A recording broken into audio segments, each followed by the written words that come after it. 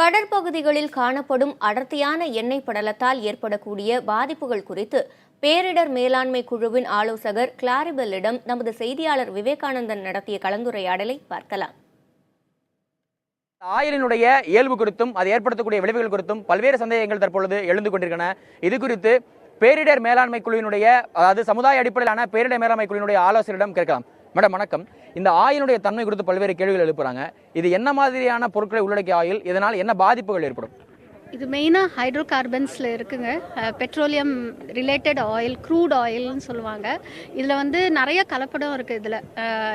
இது வந்து ரிஃபைனரி எம்ஆர்எல்க்கு அனுப்பி தான் அவங்க ரிஃபைன் பண்ணி நமக்கு பெட்ரோலியம் வேரியஸ் ப்ராடக்ட்ஸ் பை ப்ராடக்ட்ஸாக நமக்கு வருது. இது வந்து க்ரூடாக இருக்கிறதுனால இதில் வந்து ரொம்ப திக்கு டென்சிட்டி ஜாஸ்தி. அதனால தான் மக்கள் வந்து போய் இறங்கி அவங்களால செய்ய முடியல. நிறைய பேர் நீங்கள் பார்த்தீங்கன்னா கண்ணு எரியுதுன்னுலாம் இப்போ சொல்லிட்டு இருக்காங்க.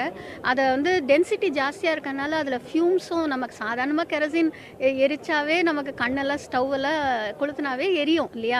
அதை விட இதில் பல மடங்கு ஜாஸ்தியாகவும் இருக்கிறதுனால நமக்கு வந்து அவங்களுக்குலாம் கண்ணு எரியுதுன்னு சொல்கிறாங்க.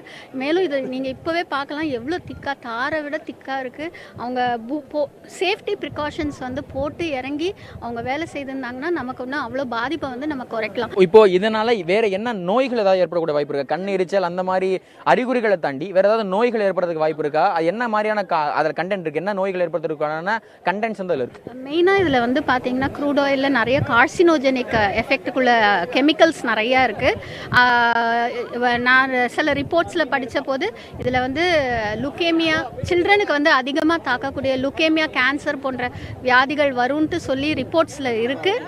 அதை வந்து தடுக்கணும். சில்ட்ரன் வந்து ஃப்ரீக்வெண்ட்டாக இந்த கொஞ்ச நாள் after removing all the oil அதில் வந்து செடிமெண்ட்ஸும் இருக்கும். அதனால் சில்ட்ரன் வந்து அவாய்ட் பண்ணுறது ரொம்ப நல்லது. தண்ணிக்குள்ளே நிற்காத பெரியவங்களுக்கும் அதே தான் நான் சொல்லுவேன்.